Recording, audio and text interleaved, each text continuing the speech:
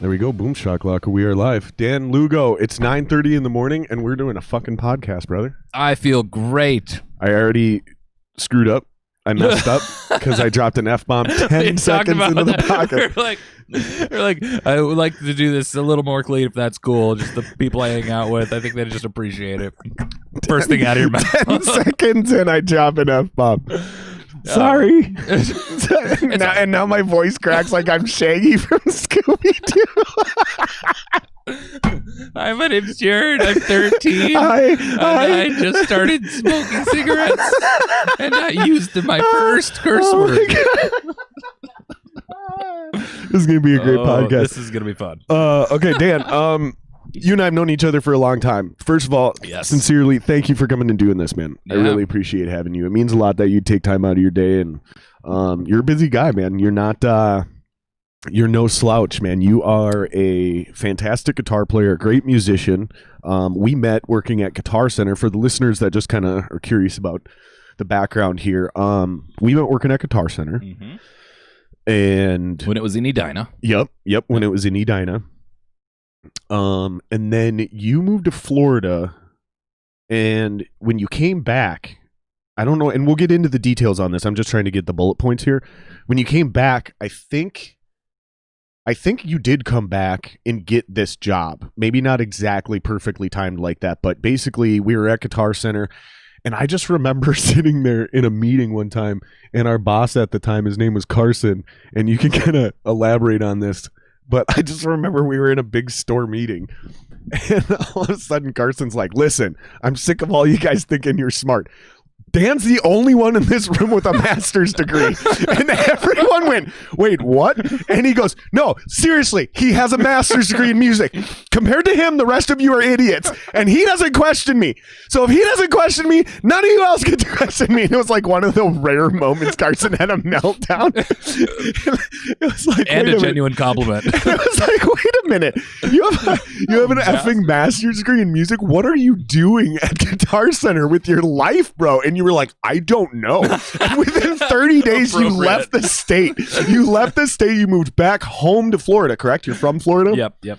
Beautiful. And then, you came back up here, and all of a sudden, you put that master's degree to work. All of a sudden, now you are the music director at a long and convoluted named church. Yes. It's actually a long and convoluted Lutheran church. Community of Grace Lutheran Church. That's correct. And we had a brief conversation. Because I think you and I, because this is one of the things we connected on. We were both very spiritual, considered Christians. You're a little bit more classic, straightforward Christian than I am. But we were, if I remember right, we were both kind of non-denominational. Is that right? Yeah, pretty much. And so it's kind of weird that you would end up with a Lutheran church. But I was saying, they seem pretty cool as far as all the religions go, or denominations, but the no dancing thing kind of trips me out. And you said, I've never heard they say no dancing. Yeah, I've heard the Baptists say no dancing. I've never heard in the Lutherans Baptists dance like ma. No, have you seen Footloose?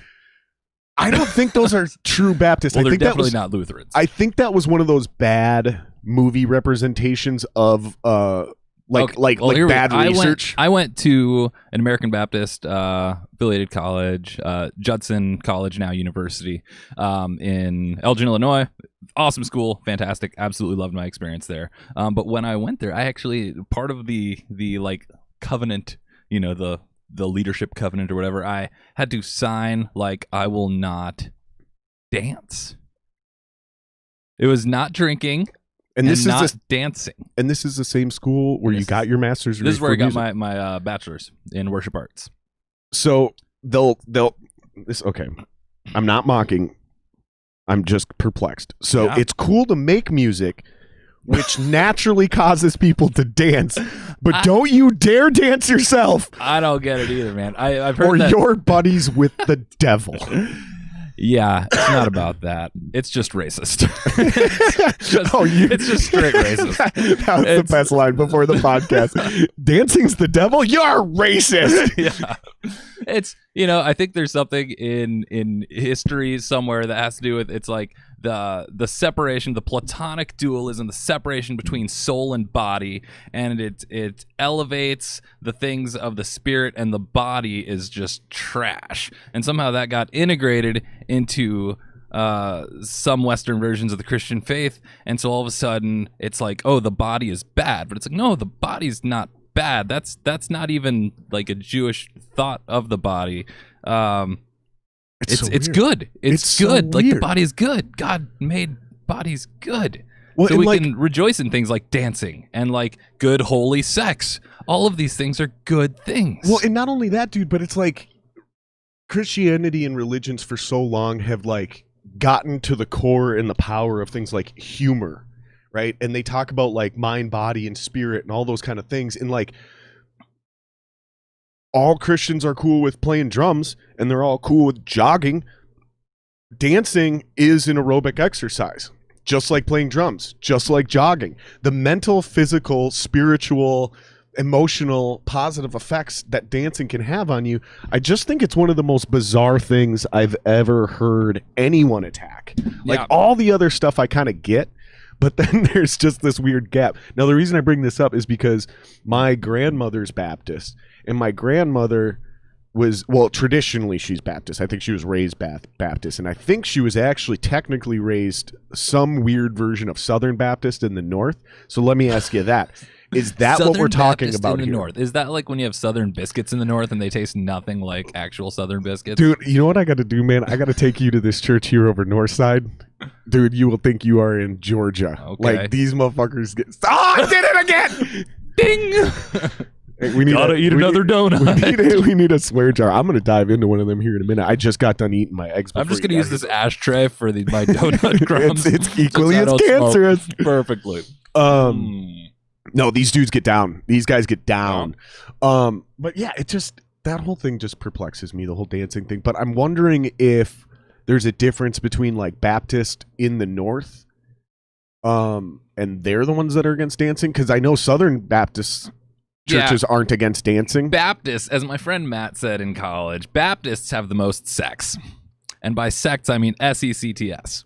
They have the most groups, the most breakoffs, the most denominations. It's a congregational denomination, which means that there's not generally a hierarchy like you would find. Most people think of the Catholic Church. That's the easiest representation of a hierarchy within a church. You've got the Pope, the cardinals, the archbishops, the bishops, the priests. It just like that. But when you come to a Baptist church, and the priest is the one that runs your local church, but he's the lowest the on local the parish, rung. right? And then there's deacons, and there's So others the parish is the Catholic word for the church, for the congregation, building that local group. Yes, that Gotcha. group. More, so it's more than the building. The parish is like the congregation. Congregation is the classic. Is it Protestant or Christian, Western Christian word for it? The gathering of people. Yeah, I'd say so. Yeah, because So we say, parish oh, it's would the be like, congregation. oh, St. Michael's Parish on 33rd Street. Gotcha. Like, Okay. something like that. Okay. And then the next biggest would be the diocese. Many parishes put together. But I don't Okay. even remember why I'm talking about this. Well, because we were talking about the because hierarchy. the Baptists and the way that it's very flat as far as each church has the option to do its own thing, basically. Oh, so it's To some degree. It's they're basically all franchises. Yes. Each one Kinda. can run In it a their way. own way. In a like, way. and there's no consistency There's from some- state well, to state, let alone There's some country similar to country polity or there's large theological similarities. Like Baptists, one of the big things is believers' baptism. Yep. So and this all came people- from John the Baptist, correct? Sure. I mean, yes. Baptizing was a practice even before him. My church history is like going crazy. I actually had to do a entire course on Baptist history and polity. This is not a pop quiz. I This did is- not yeah. intend to put Dan on the spot So here. my master's, and this is a good time to say, my master's actually isn't in music specifically. My undergrad was in worship arts, and I was a music composition. That was my concentration, music composition. So I do have a whole lot. My master's is a master of divinity, which is the pastoral degrey that people going into pastoral ministry. Which means you should definitely know these I should questions I'm definitely asking. know these things. Man, you know, I was very irate to find out that one of my friends, when I was in the middle of my master's of divinity degree, which is it's 108 credit hours, 108. A bachelor's is 120. My friend was getting his master's, which is apparently a pretty average number, at 36. Wow. 36 credit hours is a typical master's degree. I've heard about this. I've heard that seminary school is one of the hardest. Like, it's almost, and I'm not trying to make a literal comparison here, but I've heard it's like almost as bad as like law school or medical school. Like, and not meaning like the actual money or time invested, but because those are obviously much longer, but the like almost per hour stress factor. Yeah. You know what I mean? Like, you could go get like a business associate's degree or even a master's in business. I could get an MBA. Yeah. Actually, I can't say that because I have no idea how many credits an MBA is. Neither do I. But even if it's, let's say it's 130, so it's more than that. But those 130 hours are actually easier than the 107 or whatever you'll put in seminary school. Does that make sense? Yeah, so like hour for hour, seminary school is one of the hardest. It's tough because I've heard this. It's not just an intellectual pursuit. It's not just a business pursuit. It's not just things that you're learning to apply. But when you're doing this kind of work in seminary, if it's an actual integrated program, and by integrated I mean connecting like your heart with your head, it does a lot of work. Closer to the mic. Oh yeah. Sorry, you're good. Last person I was this close to was my wife. Wow. You need to reach out and touch someone.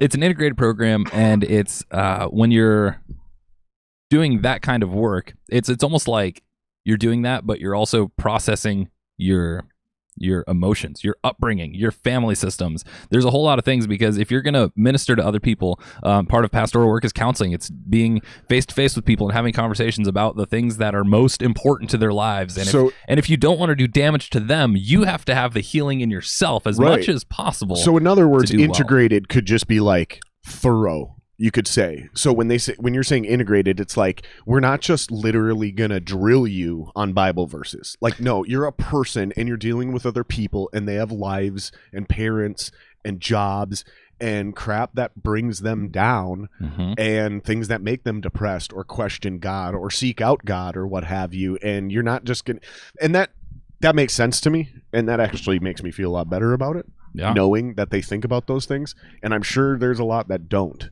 Right. There's clearly enough bad pastors and preachers out there. Unfortunately. There are also, I know, tons of good ones. It's funny how people are like, I don't know any pastors. And I'm like, let me get my phone out. They're all pastors. What do you want to boop? Like, I'll just randomly call what one. Flavor you want today? Yeah. Got a Baptist. I have an Anglican I have an Asian woman. Yeah. You tell me what style you want, and I'll get you one of those I'll find you a priest. Yeah. I can think of a really great Christian songwriter who's an Asian woman. So it's the integration of the program. The difficulty through it is you're also being changed throughout the program, and there was for a while that those were not integrated. It became a very intellectual pursuit in certain circles, and that was. When you say intellectual, do you mean like, so they started just getting into like the philosophical debate of things? Purely, yeah. Without, and it really starts to divorce the spirituality of Jesus, like, because Jesus was Jewish. He was innately spiritual, and just separating that into more just historical facts and artifacts, and it's separated from the heart. And that's where they started, some people saying seminary is like cemetery. Clever play on words there. So let me ask you this. Why is it so important? Because this is clearly not just a distinction in the type of schooling, but clearly this also matters to you. Why is it so important? Because you keep using this word that it's connected to the heart. Why is that so significant to you, and the way you go through that style schooling versus the purely intellectual side where it's just the philosophy of it all? Because Jesus speaks to our hearts. Okay. The Holy Spirit is in our hearts. In the Old Testament, I forget which prophet right now. This is not a pop quiz though, so it's okay. It's not. I could look it up talking. Later. We're just rapping, man. Yeah. So I want to say it's Isaiah, but I'd have to look it up. Maybe Jeremiah. Just speaking about that, God will replace our hearts of stone with hearts of flesh. There's this heart imagery that is, and the imagery, the heart of stone, the law being written on our hearts. So that was like Moses and the 10 Commandments. When Moses went up on the mountain, most people have heard of Moses and the 10 Commandments. Right. He goes up on the mountain, God writes on these tablets. He's like, boom, rocks with words. He comes down, and then he gets really upset because turns out while they were gone, while he was up the mountain, his brother Aaron was like, hey, everybody, Moses has been gone for a while, but I got an idea. Give me your jewelry. I'm going to make a bovine, and we're going to worship it. We're going to have orgies. And all of this is going to happen while he's gone. So he comes down and we got 4 days. It's going to be called Burning Man. It's going to be great. Crazy. So we're going to set up this giant straw cow and we're going to light it on fire. I love how our impression of this guy sounds like Fred Armisen on Saturday Night Live from the Californians. All right, guys, listen. I'm Aaron, and I'm a much better speaker than Moses. Give me all your jewelry. We're going to make a big pig. Where's Pharaoh? So anyway, Moses, these tablets, he's mad, he shatters them. This is kind of a tangent, so I'm going to move off of that. But he's got the law written on stone. So this is a very real image. But later on, God says, I'm gonna take your hearts of stone and give you hearts of flesh. And then the law, the way that you are going to know me isn't going to be just written on rocks or on something external, but it's going to be written on your heart. It's going to be written on the inside. And that's what we see happening when Jesus comes and when he, before he dies, before he's resurrected, before he ascends to heaven, he speaks of the Holy Spirit. I'm going to leave someone with you who's going to be a deposit of the guarantee that you have of an eternal future with God, and that's going to be the Holy Spirit, and you're going to receive that, and it's going to be a truth that's written on your heart, and it's not just going to be something external, but it's going to be something internal. And so if a seminary just focuses on the law, they miss the gospel. So this is literally like when Jesus was arguing with the Pharisees, or not the Pharisees. Well, maybe it was the Pharisees. Doesn't matter. He was arguing with somebody about the ritual of washing their hand. It was probably Pharisees. Well, they were arguing. It was somebody arguing with him about washing his hands and the ritual of that before they ate. And basically, to summarize it, Jesus' comeback was like, man, you're so worried about washing your hands and all these rituals, but like we can wash this cup, and then when a fly lands on it, he even knew that like flies, every time they land, they're taking a dump. Like how wise was this dude, right? Like he knew that a fly landing on your cup made it non-sanitary before any science existed. Right? I don't think any of that is in the Bible. I believe it is. Fly. I believe it is. Not the fly part. I believe the literal quote. I have a master's degree. Well, the reason I'm saying it this way is because I remember hearing this in church from a pastor. Huh. And he's quoting it. And granted, there are different versions of the Bible. This is one of my biggest issues with the Christian religion is between the sects and the different versions of the Bible. They'll add and take away phrases from certain verses in the Bible. And when you add and take things out, it can completely change the context of the conversation. So if this isn't true, it's way worse, right? Right. Because now it's not even an accurate representation of the context. But basically is what he said is, you're so worried about me washing my hands, saying that my hands aren't clean, but we can wash this cup. And when when a fly lands on it, technically this cup is now dirty, but we don't rewash the cup, do we? You're so worried about keeping the outside of you clean and looking holy that you're not worried about keeping the inside of you clean and holy. So spot on. Yes. And that right there, exactly what you just said. Yes, that's definitely in there. You're worried. Basically, you're worried about the outside and appearing and the clean inside, and holy, but the inside is what's on. And he calls them whitewashed tombs. Yeah. And again, okay, so that verbiage definitely wasn't in the version I read, but the sentiment is the same. Mm-hmm. But this can actually become a serious problem when there's real debates on the line. This is just kind of a moral philosophy almost everyone can kind of hang with. And I think what I'm drawing here is a correlation between this idea of getting into the purely philosophical intellectual side in the hearts of stone idea and like having it written in a law in the way you act versus the hearts of what did you say? You said the heart of stone, or no, the heart of flesh? Heart of flesh, yeah, the heart of stone versus the heart of flesh, where that's more in your thought patterns, your character, and the way you behave. Yeah, it's who you are. It's your identity. Right. Not the way you act. And not so the way you act. In modern times, in non-Christian terms, a great example of this would be the billionaire who donates lots of millions to charities for homeless and underprivileged kids, and then he gets arrested 6 years later for child pornography and kid diddling. Like, that's a great example. So he's gone out of his way to look altruistic on the outside, but then he's actually doing some deep, dark, dirty shit. Yeah. In the back room. You know what I mean? Like that to me sounds exactly, it's a very extreme example, but it sounds exactly what you're talking about. And that idea can be kind of stretched across any metaphor you really want. Would you agree with that? Yeah, I'd say so. And with situations like that, it's so hard because maybe the person genuinely is benevolent and they are actually giving that much, and it is this goodness of their heart, and they've been, for whatever reason, they were in situations that just kept compromising, or maybe they were susceptible to addiction. Maybe they were in a lot of places that they shouldn't have been and putting themselves in those places. And yeah, that's really hard. I think I get my ears perk up because we're in a thing called cancel culture right now. Yep. Where if anybody I love it. It's my favorite culture. I think it's bullshit. I will break my own rule. I love cancel culture. All my favorite comedians are gone. All the bands are kicking their bass players out. It's wonderful. It's the worst. No, it's terrible. Yeah. I broke my own rule just to say. What it is bullshit. No, I agree with you, and I'll why back do you you up on think that. so? I would like to hear why you think so first. Well, no, I want to hear what you think first, because I host 100 of these, and if you end up saying exactly what I think, I would just rather say, nope, you nailed it, I agree, let's move on. I think we're going to say different things. Rather than me just continuing to repeat myself podcast after podcast. So why do you hate cancel culture? Why would you, specifically, you're fired up enough to use the word bullshit, which is...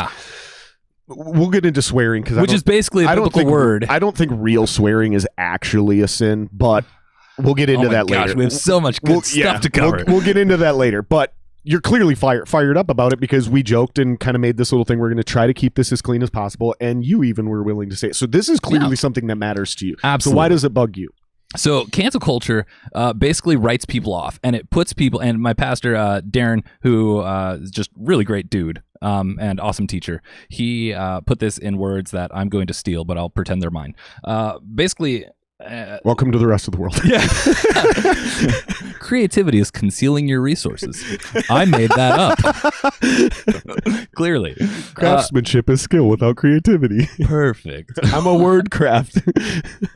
I'm a Minecraft. What cancel culture does is it writes people off, and it basically allows any person to put themselves in the place of God. It allows a person to put themselves in the seat of judgment and say, you are good. Not what you did is good or what you did is bad, but it says you are good or you are bad.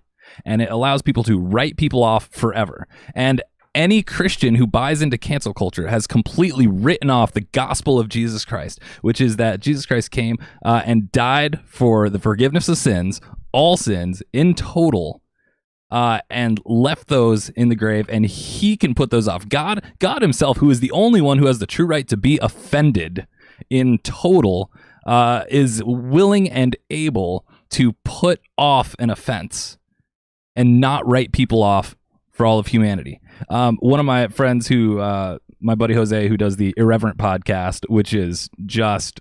we disagree on so many things, but we've known each other for like 25 years, and we get along. Should we plug him? Well. We should. How do we do that? Where's Irreverent podcast. Oh gosh, I should. Is it on YouTube or iTunes? It's somewhere. I'm sure it's probably everywhere. All right, you keep talking. I'll see if I can find it. See if you can find that. Maybe irreverent.fm. Something hopefully like that. It doesn't. Hopefully it doesn't shut us off. No, hopefully it doesn't crash me. So there was an interesting, on his Facebook feed. We've been buddies forever, and there's a lot of people who say things that I disagree with. Is this it? Yes. Maybe. That is it? It does say Player FM. Nah. Stitcher? Maybe the Stitcher one? It's probably his this name's one. Jose. It's probably this one right here. Yeah. The Myth of a Christian something. Try that. Does that sound right? Yeah. His name's Jose Zwane. DJ Oops. Zwane. Oops. Oops. Not found. This makes for great content. Well, let me just keep talking. Yeah, and we'll just plug it. People can find it. It's a Christian podcast. It's Irreverent. Yep. IRREVERENT podcast. And Jose Zwane, ZOUAIN. It's like, dude, you got all the vowels in Scrabble, and that's what you came up with. This can't be it. It's not the Irreverent Show. Nope, that's definitely not it. That's some secular. Anyway, well, on his Facebook page, we were... I saw somebody comment about, and it's funny. I love these memes because they shed some, there's always little elements of truth. And it was just like, them. God isn't into cancel culture. God. Adam and Eve, you're banished from the Garden of Eden forever. Right. And it's just like, okay, fair point. You also made a good point, though. He literally is the only one that can do that. Yeah. The rest of us are not infallible. We're not in that place. And that does segue into no. Well, still there. Keep going. What Jesus does is he undoes that. He undoes the entire being kicked out of Eden thing, because what Jesus has done is he's inaugurating a new kingdom and bringing in a new creation and starting a new thing. And his resurrection starts over and is undoing what sin had done, and it's bringing it into a new ending, which we find in Revelation, which is the tree of life, and there's gardens, and it's basically like the beginning of the story has a garden, the end of the story has a garden, and Jesus is the pivot point that brings it back. So at the point of Jesus, cancel culture gets canceled. That's interesting. So there's two gardens. There's a garden in the beginning of the story. There's a garden at the end of the story, and Jesus is literally the path between the two, and he says that about himself. He says, I am the way. I am the path. Yep. And I'm the only path. Right. That's interesting that you use that metaphor, because that's so it's a good segue into what I hate about cancel culture, which is similar, but from not such a Jesus-centric point of view. There's two things. Number one, I always want to hear the dumbest shit on the internet. Okay. All right. So I want Alex Jones on the internet because I want to know what lunatics like him are saying. And when he's not allowed to be on the internet, I don't know where that information is. I have to go find it, which means it takes time and energy out of my day to go look for ludicrous information. Why? Not because I'm into his crazy crap. It's because I want to know when I run into someone like him in public, I want to know and have the ability to have a rational conversation with him. Here's a great example. Now, this conversation is obviously heavily themed around Christianity. So I assume over time there's going to be people that are curious or questioning or whatever, and they're going to be the ones watching this. So we'll stick with this analogy. Let's say I run into a Satanist, flat out Satanist, who swears he can prove God not only doesn't exist, but he's just an angel, and there's one other God that's the only real God, and his name's Lucifer. Okay. If I've never heard that before, ever, because we made Satanism illegal, which has been brought up hundreds and hundreds and hundreds of times in this country. Salem witch trials. If we make Satanism illegal, and I don't understand the rhetoric of Satanism, I am ill-equipped to have a debate or change that human being's mind. Okay. Or even at the very least, assume a learning posture. Right. So let's bring it into a non-Christian context. Alex Jones, Sandy Hook's fake. That's what he said. Okay. That sounds insane, but I need to be able to hear you. I need to be able to hear you say that in a few different ways, meaning listening to your show weeks on end, so I can understand how you came to this conclusion, and then I can change your mind. Here's the greatest example. We're about to blend both worlds. Flat Earth, bro. Flat Earth. Okay. So right. I don't believe in flat Earth. Never have. Okay. But they are now discussing this idea of shutting down web pages, canceling YouTube channels, Facebook pages that are dedicated to flat Earth. Here's why I think this is a terrible idea. Number one, nobody understands how you could possibly come to that conclusion if you ban all the information off the internet. You force these people to go to secret meetings, because now it's quote unquote illegal or socially unacceptable, and they go to secret meetings where they only discuss in whispers amongst themselves and reaffirm each other's beliefs that the world is flat. Okay. Now, when I run into a flat earther, I have no idea how they came to this conclusion. So what happens? I react as if this person is an insane human being or an idiot, and not maybe me literally or you literally, but us, me in general, the proverbial you, the proverbial me, and I dismiss this person, which only cements them further in their beliefs. With it being readily available on the internet, I was able to go in and go, oh, I know exactly how they came to this conclusion. Bad interpretation of Bible verses. Okay. They're somewhere apparently in the Bible, which I still have never found this, not word for word at least, that the earth is a disc fixed on two pillars. Okay. Well, in my mind, immediately I see a globe with two poles. With two poles. Exactly. Right. Two pillars. Boom. There you go. Because back then I'm thinking, if this is all real, and who knows, maybe dude just ate a bunch of mushrooms on the ground as a caveman. and God communicated him through him that way. Maybe he really did take his spirit and his soul out of the body and off of this earth and up to heaven and showed him the earth. Either way, the guy's looking at a sphere spinning in space without the words to describe sphere or ball or anything else. The only thing he has is circle or disc, something that looks like the sun. Two ideas of a pole and something spinning in a 360-degree fashion. He doesn't even have the ability to describe this. So boom, they put it in the Bible. Disc fixed on two pillars. And then the rest of it is badly understood science. So now that I understand this, okay, in this proverbial fashion, I can now take a trip down the rabbit hole and I can go, okay, gotcha. Now I understand it. So now when somebody tries to tell me I'm a fool for believing the world is round and they go, here's the thing, you can't prove it. I can go, yes, I literally can. Not only can I prove to you the world is round, but here's how I can prove to you it's not flat, and here's why your sources are wrong or you misinterpreted your sources. Boom. If we cancel that, I can't have that conversation. I can't change that heart. I can't change that mind. So whether we're talking about Satanism, being a Nazi, being a flat earther, being a Sandy Hook denier, anti-vaxxer, being some guy who sexually assaulted someone, right? Like, think about this. Like Andrew, not Andrew WK. Oh my gosh, Louis C.K. Louis C.K. Sexual misconduct, right? Didn't rape anyone, didn't put his hands on anyone, didn't force anyone. The story at the beginning was that he forced women to watch him. Come out later, that woman admitted, yeah, that wasn't true. I shouldn't have said that. Wow. He got canceled. So in this situation, it seems like it might be okay, right? But now I'm bringing up the slippery slope argument, because here's what starts happening. You find out that your CEO of your bank is into some weird kinky shit behind closed doors. Okay. He's married. Maybe he's cheating on his wife. That's really none of my business. Okay. That's between him, his wife, and what I believe to be God. Point being is we go, boom, let's get him canceled. Okay. Now we've created an enemy. So I'm taking the same idea, instead of just pushing just another fringe person to the ends where we can't change him. Now we've created an enemy. Now we've created somebody that hates our culture. This is how we literally turn people into Nazi sympathizers or Russian spies during the Cold War, or you see what I'm saying? Yeah. Like the outcome isn't good. And to use somebody else's words and pass them off as my own, because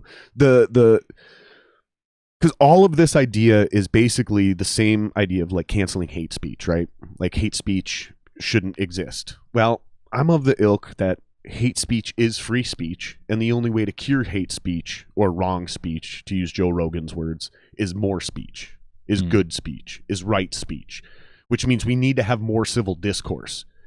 And cancel culture is doing the exact opposite of encouraging civil discourse. It's giving the ability to completely get rid of the idea of due process, which we've firmly established the importance of in law and in criminal and even civil court. But in social court, we don't have any due process. We don't have the benefit of the doubt even. Instead, we have social media. Yeah, and somebody can just lie about you and you still completely lose your job. Like the Kevin Spacey thing is a crazy one. In ministry, that's one of the biggest fears. That is one of those, like, I have... Tell me about right now, dude. I have an intern, for instance, who is a female. And from day one, I was like, just so you know, we will never be in a place where other people can't see us. Ever. Right. See, now that makes sense. Yeah, right. Like even you know, like if like we had to go back to my office to like grab a piece of paper or something, or like I needed her to sign something. So like I was like, it's on my desk in there. I will wait out here, because we have to be that careful for anyone, because we don't want to give anyone the opportunity to ever say anything otherwise. So my track record now with all the people I work with, like they know, like, okay, if somebody says something about him, the chances of that being true are like next to nothing, because the way that he acts in every situation is so far from that being possible that why would we even start to believe this is true? It's like when I worked at a restaurant and I was the head server, and $100 cash went missing at the end of the night. They're like, we're 100 short, like even. And the manager calls me in and says, okay, first of all, we all know you didn't do it. Like, we all know you didn't take Right, it. right. We just need to try to figure this out. So just living a life in that sort of way. It was probably like it was your register, but it was like somehow under the thing, and when they pulled the drawer, it's stuck in the back of the thing. It was still there. And somebody took an extra $100 home. That's probably what happened. But anyway. But the confidence was there. That was like, first of all, Lugo, you didn't do. No one's doubting your moral character. Right. And that's the way that, And so in ministry, it's that much more important to live that way because there is that fear that somebody's going to say something. See, and that's one of the reasons I ended up getting out of like corporate office work is because my wife has even noticed it. She's like, when we first started dating, she'd be like, I can't believe you just flirted with her right in front of me. And I was like, what? And she's like, you just flirted with that girl right in front of me. And I'm like, no, I didn't. It took months and months and months of dating my wife, well, not my now wife, before she realized you're not flirting. That's your personality. Women would refer to you as having a flirty personality. And you know this from me, not from seeing me interact with women, but with other dudes. I have you flirt with dudes all the time. Well, I kind of do because it's for me, it's about joking around and keeping it loose. Yep. Right. So I want to have fun wherever I'm at because I work so hard. And so with the dudes, I rip a lot of inappropriate jokes. Right. So that's the thing is like, I'm really bad at keeping those strict, like almost monkish or, priest like that professionalism. It just doesn't work for me because then people don't get to know me. And then I can't build that kind of character integrity that you were just referring to. In order for me to get that, I have to be me. And the only way I can be me is to not worry about those repercussions. So I need to be able to joke with a girl, and apparently I flirt. Okay. I don't know where I picked this up from. I don't think it's me actually flirting. I think is what it is me learning how to joke around and mess with girls in my family. Because I got 3 female cousins, 3 females, like my mom, my 2 aunts, and then my grandma. Mm-hmm. So I can't come after them like a dude. Right. Like with, hey, fucker, what are you doing? Oh, God, you're so fat. Like, that doesn't go well. That does not go well with women. No, don't ever say that. So it's like, you start. And never ask if they're pregnant or how far along they are. Never, under any circumstance, should any man ever question a woman on whether or not she's pregnant.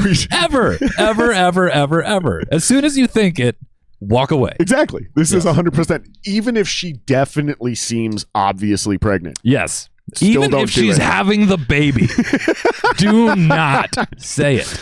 But seriously, so I just learned, I think, that I change the way I talk to women when I'm messing around and having fun with them, and it comes off as flirty, which to me is what I'm really thinking I'm trying to do consciously, is just being non-threatening.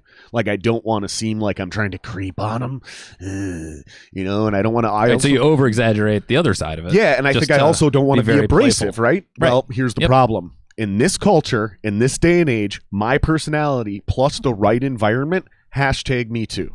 Like, # Jared just got canceled.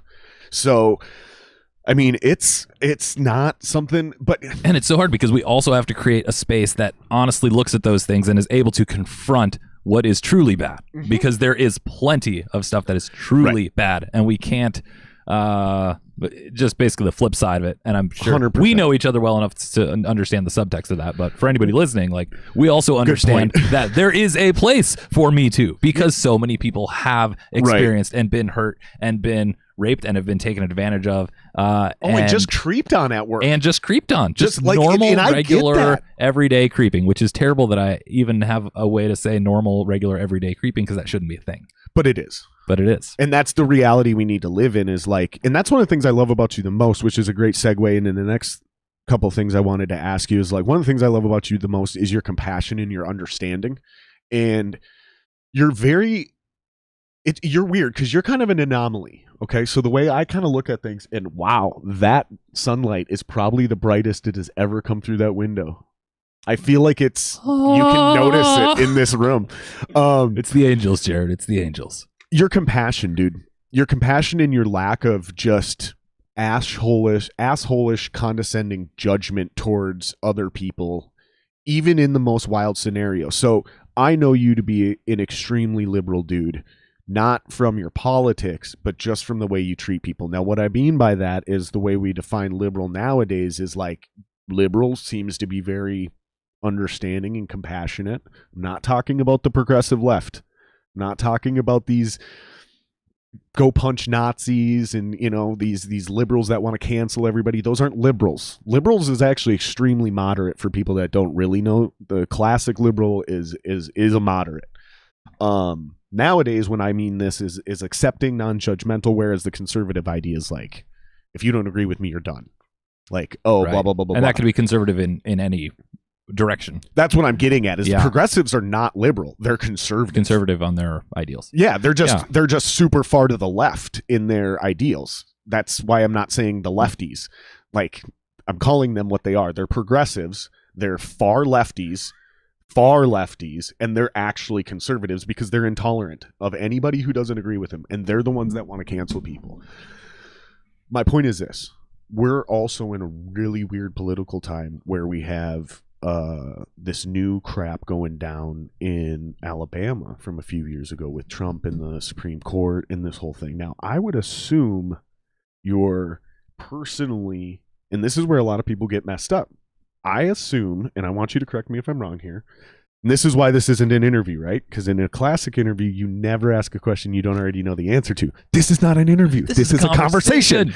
This is a podcast. So we do ask questions we don't know the answers to. I assume in your personal life, you're pro-life.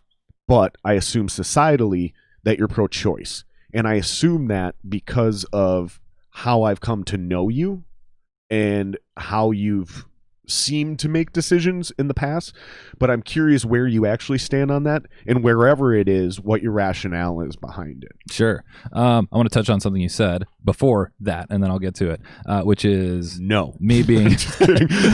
oh, I'll just take my ball and go home. First, thank you for your kind comments on my non-judgmentalism. What may surprise you is that it's something I've worked on my whole life. Really? It's not something that's natural to me. Some people I would have know, assumed it was the way you were raised by your parents. yeah, you know, there is some of that there, but my personality I mean, you are is human, though. It makes sense. Yeah, doesn't it? yeah. Just it's taken me great effort and great work not to write people off, and I think that's why I can get so fired up about cancel culture, because as Jungian psychology would say, it's our shadow selves. The things that we see in others that we hate are actually some of the things that we hate about ourselves. Yep. And that's and if one people of those, don't see the transition, I think you do see the transition between these two subjects is cancel culture. There's a lack of compassion and understanding, and there's a lack of willingness to try to change those people's hearts and minds. They just want them gone, which is where you already know this, but for the listeners, in my head, I got things rattling around in my brain like, he who's free of sin cast the first stone. You know, what's the other one about? Don't throw stones in glass houses and shit. Yeah. You know, there's a million of these cliches for a reason. So Yep, sorry, absolutely. continue. No, but just like I would just want people to know out there, you know, even though I'm in ministry, though I have my master's of divinity, though I've been following Jesus as best I can for 20 something years. And I'm 37, so do the math. Though I've been, yeah, I don't know. So there was a while I wasn't like intentionally like There's a one trying in to there. follow Jesus. There's a one in there somewhere. Yep. So Carry you the weren't one. raised directly and accepted. You were because No, let me. I don't want to digress, but this is interesting, and I want to. If we have time, I want to get into this because you do have sort of a heart out here. I always believed in God. Never really had a choice in the matter, not because I was raised that way, but because as young as I can remember, I believed in God. And pretty young, I accepted Jesus, but then didn't get serious about it until my early 20s, probably. Whereas you're saying... Yeah, for me, I grew up in church, as so many people do. Okay, you did. Grew up in church, grew up in a Catholic church, and I really loved it. And even had a Catholic youth group that I was a part of that was fantastic. At the same time, when I was in high school, I was also part of another ministry, which is now called Crew. At the time, it was called Campus Crusade. Turns out there's not a whole lot of good feelings about the words crusades in history.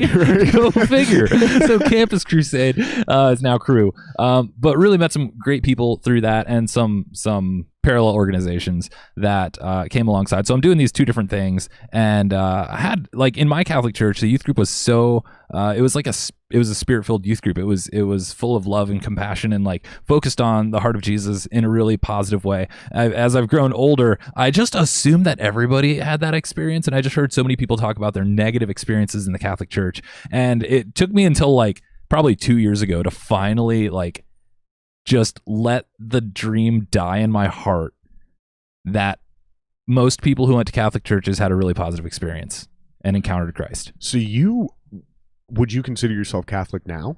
I would, some people say you're at a Lutheran church. You said non-denominational. Right. I would consider myself interdenominational. Okay. And there's a book called The Eternal Current by Aaron Nyquist, which is fabulous. And he describes the process of faith. He's like, what so many people do is there's something, they start as something, and then when they find something, like for instance, I started Roman Catholic. Sure. And then found Protestantism or Baptist church, let's say. So I reject everything about Catholicism, and I adhere to everything about the Baptist tradition. Gotcha. Well, then I find out stuff about the Baptist tradition that I'm like, I don't really dig that. So because I found out about the charismatic tradition, and it's like, I love the spirit-filled nature of that, and the holy. So I reject everything about the Baptist tradition and cling on to that. Well, that's not necessary. That's completely the worst way to go about it. What is pick up better pieces along is you the say, way. okay, this is what's true, and this is what I'm holding on to about my Catholic faith and my Catholic identity and what brought me this far, and I'm going to add to that these great things. So I'm going to take the mystery of what happens in the Eucharist. I'm going to take the authority of the church in some ways, and the preservation of the Word of God and the sacraments, say like, okay, those are really good things, and the mystery that the Catholic Church has. I'm going to add to it the sincerity and devotion of the Baptist adherence to Scripture, and how it's like, this is the Word of God. This is very important, and it's important for us to be in it and have our quiet times. So basically, you're building a house, or you're building your own church. And you went and visited a bunch of other churches throughout the world, and you've taken bits and pieces of their architecture so you can build what you believe to be a more accurate representation of the church God wanted, versus these other guys that go look at Japanese architecture and they're like, this is the way. And then they go look at Roman Catholic architecture and they're like, no, this is the way now. That Japanese crap is primitive. That's kind of what you're saying. So you take the bits and parts that make sense to you, as long as they're not alienating your core tenets, I assume. Right. And because that sounds like kind of what I believe almost, is that each one of these, not only sects, but possibly even other religions, because I believe, and I'm really into Buddhism. Let me just put it that way. Like, I'm not Buddhist. I don't really meditate, but what can I say? I like fat guys. But the whole idea of finding enlightenment through suffering and disconnecting yourself from this world and earthly material desires and possessions is very, very, very woven into the core tenets of Judaism and Christianity as well. Is that being of this world is being of sin and of temptation, and you'll never find enlightenment or happiness or God or whatever you want to call it. Doesn't really matter for the sake of this point. I believe each one of these religions has like a piece of truth.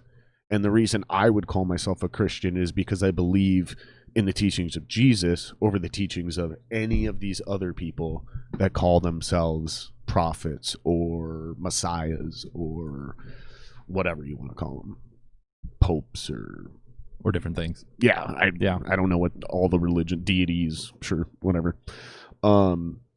That's interesting. So where do you stand on the pro-life thing then? Yeah. So with all that being said, with that, I think you said it pretty well. Personally, I would consider myself pro-life in the, and it's funny because it's like pro all of life, not just pro-birth, because that's very different. I've been having a conversation with one of my coworkers about this recently, just like a very charitable conversation, because we kind of fall down on different sides of the issue, and that's okay. That there's pro-life meaning pro-birth, but it's like once birth happens, then what what life is there for that person to live, Right. and how can we make sure that person has a chance at having a life. And that's where the rest of it comes in. I don't know how you can be pro-birth and pro-death penalty, or pro-birth and anti-social programs. It's just very challenging. And yet the complexity of the issue of abortion is huge. And I think it's genocide that so many unborn infants are killed. And I think there's complexity that I don't fully understand. And I wish it were not so. I wish it didn't happen. But I'm not like beating people over the head with the Bible, because that's not what they need. They need compassion. Right. And it's one of those heartbreaking, like, yeah, I'm pulled in both sides. Because I don't like it. I don't. Well, don't people understand that prohibition doesn't work? Like, we already made abortion illegal once, and there was women dying in back alleys. We tried to make booze illegal. It doesn't work. So it's, for me, regardless of our beliefs on whether you should or shouldn't, it seems ethically and morally obligatory to provide to have oversight, to at least do this in the most safe way possible.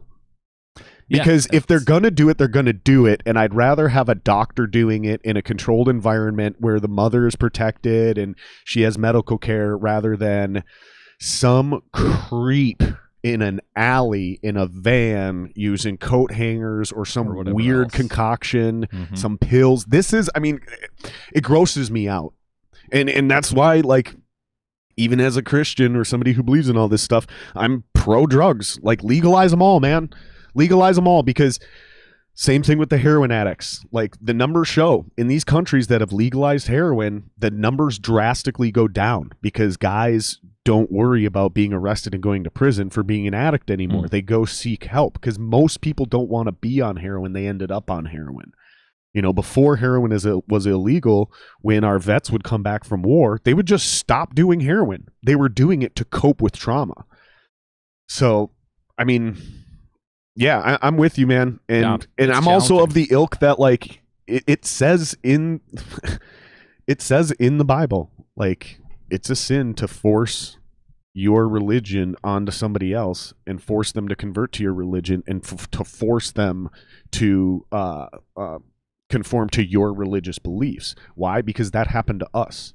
Like, that's what men do, is we force our beliefs on other people. And so if we want to, again, adhere to my understanding of the Bible, is that, like, there's other religions out there that don't believe what we believe, and that's between them and God, and they got to get that sorted and figured out. But my favorite pro-life argument is a non-religious one. It was from a libertarian who's an atheist, and he was like, dude, it's the first word of the Constitution. It's like, what? And he goes, life, liberty, and pursuit of happiness. Life, first one right there. I'm like, yeah, that's a really good point. that's a really good point. I see that. Like, literally the first word they wrote down. Yeah. When I get into, and I don't get into, I would not get into an argument about it, because I don't think it's my place. However, if I did, there would be the like, it's just the idea of pro-choice. It's like, well, my body, my rules. It's like, but it's not your body. Like, that, the thing inside isn't your body. The carrier is. Well, don't you have to give your soul to God? So isn't it your soul to begin with? Hold up. What? I feel like you just jumped tracks. Bring me with you. Because you said what's in your body isn't yours, the carrier. Oh, so I assume you're talking about, like, your soul versus No, I'm talking your body. about a fetus. Oh. Yeah. Gotcha. I did not go spiritual. I Gotcha. went purely Okay. biological. Nope. Gotcha. Okay. Yeah. Okay. That's why I ask. See? Yeah. See?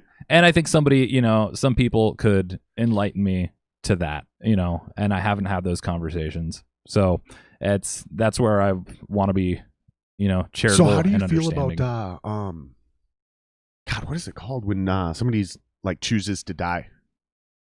Oh, I think people live too long.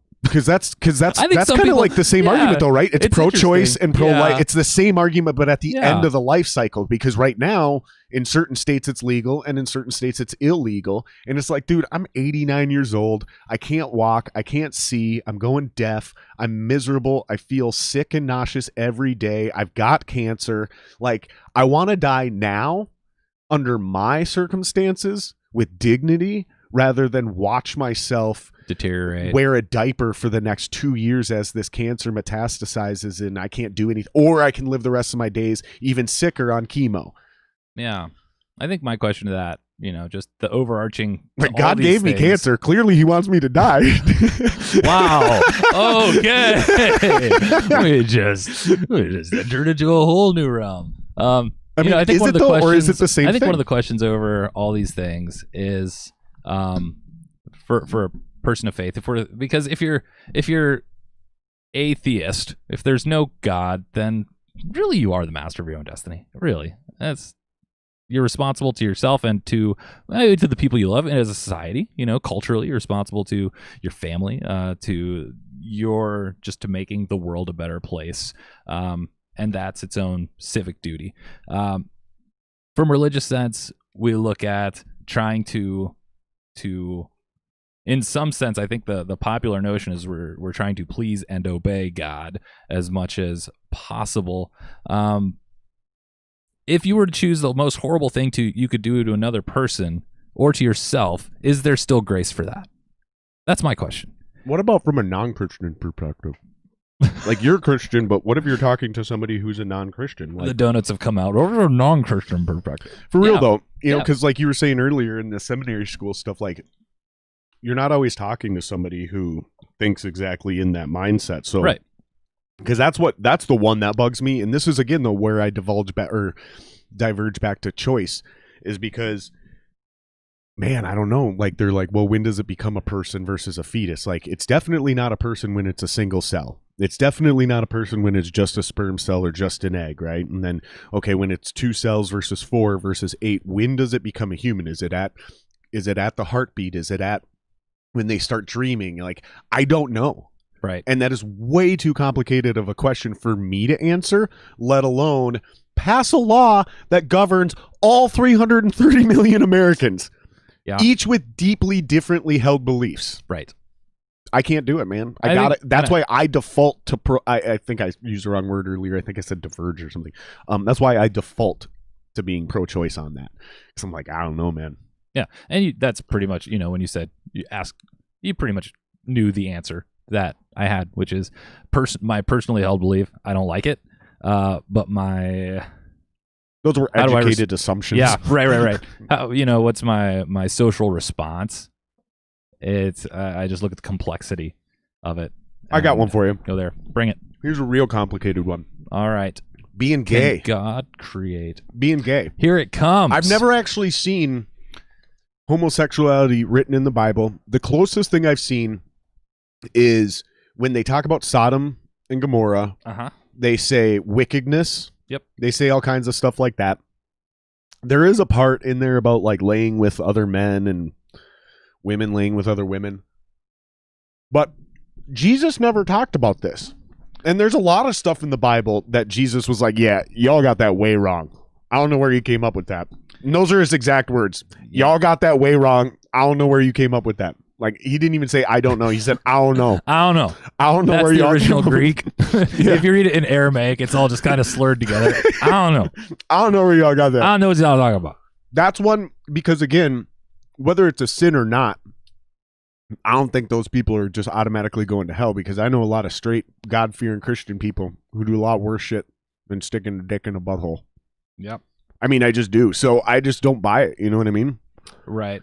And this has been the hot topic issue for the past, I don't know, 15, 20 years in the church in America. And it's a big one, and trying Makes to figure sense. it out. I mean, gay rights, or not gay rights, but gay marriage got legalized in the last 20 years. So, Mhm. and that was a pressing issue before it got legalized. So it makes sense why it's at the Yep. forefront. Yeah. One thing to observe from it is that the culture in America is oversexed. sex is the most important thing. Yeah, we literally have porn at our fingertips now. Whatever we can do to have the sex life we desire, is that's, I don't know. There's just sex everywhere. You look at the TV, you look at my Instagram ads. Actually, those are all about coffee. But but you look anywhere, the movies, sex sells. It's just anything. It's just sex. And we're not like perplexed by that, which I think is fascinating. Well, I know a few gay people that seem like they love their husbands or wives in a much more innocent and pure and loving way than almost everyone I know. So again, when I'm thinking about it, I'm going, okay, I can't see those two in hell. Like, okay, they're gay, but they love each other and they're not doing anything negative to the outside world. And they're not going to orgies. And, the best thing to happen to Loring Park? All the gay folk moved in.